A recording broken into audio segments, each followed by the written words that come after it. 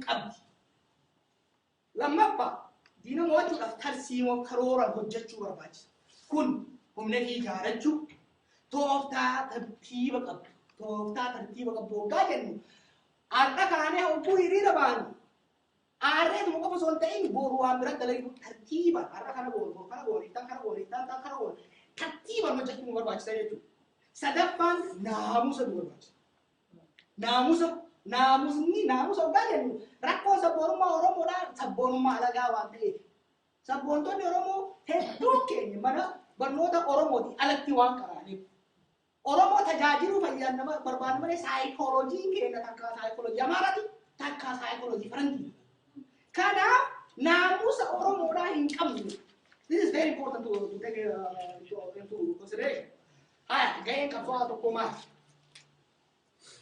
maka ganun to ko do jarme ni gayen kite somari ade bachida adura lammi gari tahu why oromo du bachu da faranji bra ite the way you present yourself the way you conduct yourself in everyday situation is very important lammi gari oromo tu kurfa yette ne amura dura ji kursa ta ura burra wala bataw oromo mirki sa ida mukai to atina maka badu dando lamma pafinchiru didu wani kun hamada didu dando sadafan gurmesu reform ka janu karedu gurmesu to kuma dingisu hamile bi kutanno abatu hadu mambo injifanno ngaba argamte iyase bi yole ende utala olumiti injifanno su hujir olu lotari mo janu milor me korba milor shakka daite dachi bisun buanga boko moate mi maleni hakasi logo lamma da malla kasi gesan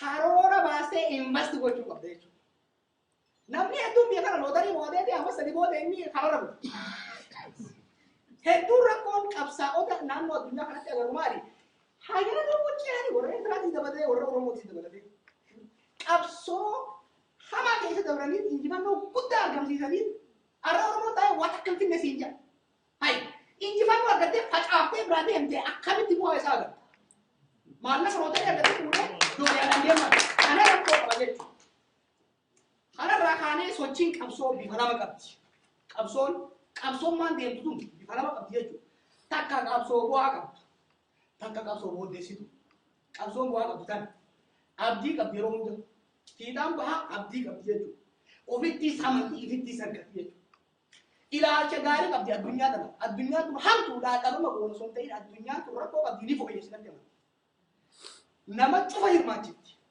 kun kijibni guddaan imbaare Itoophiyaa keessa namni Oromoo fuudhe qabsoon namoota maasii ta'anii bakka uummata kana bakka buuna kajaltu no qabsoon takka fiixa bahuudhaaf daayivarsitii uummata ta'e kana alaamanatti hirmaachisuu xiqqaa haala guddaan hirmaachisuu yoo dandeesse qabsoo uummataa jennaani qabsoo fiixa baatu jechuudha. Kabiraa tarsiimoo fi tooftaan qindaa'ee qabdi. Kaan immoo tarkaanfii har'a tarkaanfiin har'a fudhan bu'uura boruu ta'uu isii qabdi jechuudha.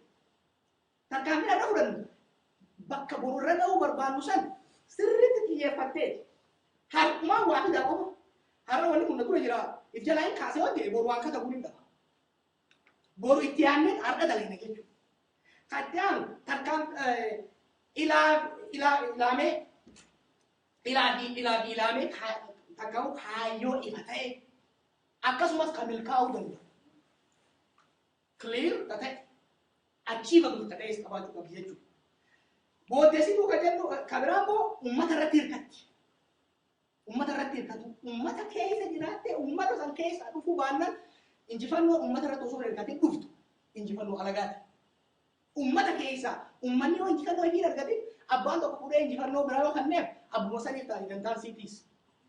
Booddeessituu hoo kan jennu haaluma saniiti. Abdii kutattuudha amala gadhee qabdi namoonni muraasa eliitis namoonni muraasni uummata bakka buuna yeroo baay'ee koministiirra Itoophiyaatti waliin fudhate maal akka isa fakkaata adda bilisa baaftu uummatni san bilisa baasu deema namoota shantu wal ga'ee taqaniiti warri barattoota waa baay'ee dalagan warri barattoota Itoophiyaatu haa ta'u immoo ilaalchi isaan rakkoo qabatu maali wal ta'aniiti uummata bilisa baasuudha no uummanni fi bilisa baasa dura ita bilisa baaftaa samboota uummata wajjin mataa keetis uummatas bilisa baasa Kanaaf uummata kanaa fi waa godha osoo hin ta'in uummata kanaa wajjin waa godha jechuu qabna jechuudha. Tooftaa fi tarsiimoo qabdu.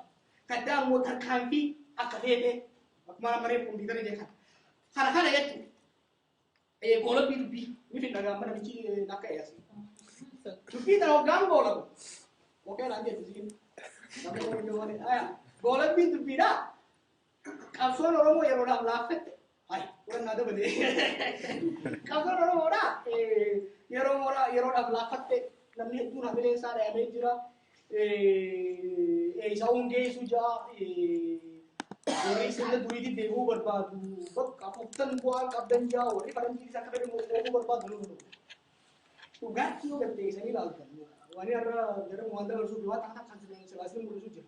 Dhugaatti yoo ilaaltan sochiilee uummataa gaanfa Afrikaa keessa godhaman keessa akka uummata Oromoo bu'aa qabeessa ta'es hin turre hin jirus maaliif? Bara waa qofaan hin jiran. Ilma qofaan hin jiran raayyaa ka'uusan Oromoo was at the verge of extinction. Oromoon akka Oromootitti dhabamuudhaaf ture. Achirraa haaseeti ajaa'iba uffata dhaaba jaarmee jabaa sin qabnu waan akkas hin qabnu yaa. Achirraa haaseeti har'a Oromoon saba sodaatamaa guddaa. Amma maal godhu jirra? Yaa boonu sodaatinaa jechuun jirra bara. Gaafa duraan nu qaban jaalaa nuti nama. Har'a immoo yaa boonu sodaatinaa kanaaf godha bara. Gadi jedhee nu sodaatinaadhaa nuti dhabama isin godhuun barbaanne. This major achievement. Qubee keenya lafaa kaafnee barreeffama illee katabaa tureen ilaalaa jira. Illee gaafa ture argadee bulchuudha. Gaafa warra Awurooppaa kana katabeeti jaran yaa boqaalaa nu jeera. Itoroon godhaa jira. Imagine from 1973 haga irratti sochii guddaa fiddee jechuudha. Fuuldureen isii immoo hedduu bareedu. Fuuldureen isii harka gadaa buunu malee fuuldureen isii sabitii kiriyaan koo qabatee 1991 har'a burcuqqoo qabachuu hin danda'an sodaadha. Qabatanii biyya balleessanii idiinis rakkatanii biyyaas adda facaasu rakkoo keenya jiran jechuudha. So warri saba uummataa bitanii yoositti warra politika eliitii isaanii saba amaaraatiis warra eliitii amaaraa tokko kan amaaraa gaa'ee fakkaatu. Duuba dachaanaa jira. Addunyaan immoo galfuun dura deemna jira. Uummanni isaanii immoo ammoo galfuun dura deemna jira. Oromoon humna kana gaariiseetti nama gaagara Oromoon humna horachaa, hira heddummeeffachaa, tokkummaa jabeeffachaa tarkaanfachuu. It's very important. Humna horachuu number one. Hira heddummeeffachuu humna maal akka ta'e yeroo biraatu hira heddummeeffachuu qaba. Qabsoon Oromoo guddannaan namni hedduun alaamanatti hin fudhataa jiru. Sodaa kana tooftaadhaan dur amaara qofa hin jiran har'a warri gubbaa jarri kun nufa caaseetti akka xaafiidha duraa deematanii sodaa keessa jiran jechuudha.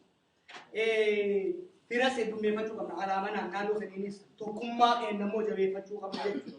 Tokkummaa immoo haa jabeeffannu nuti tokko jechuudhaan osoo hin ta'in dalagaadhaan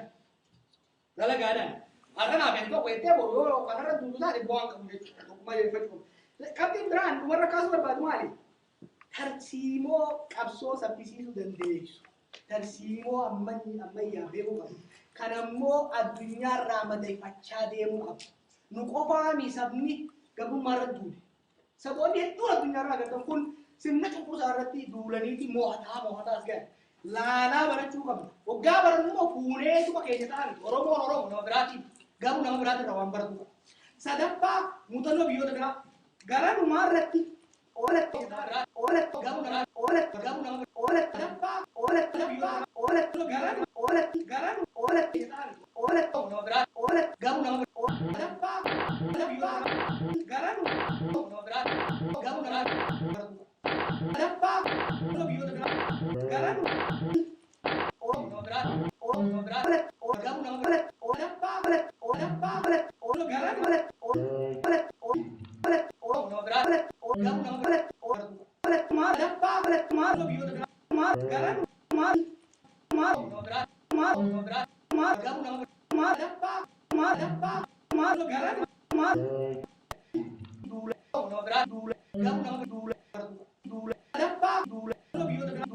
Garan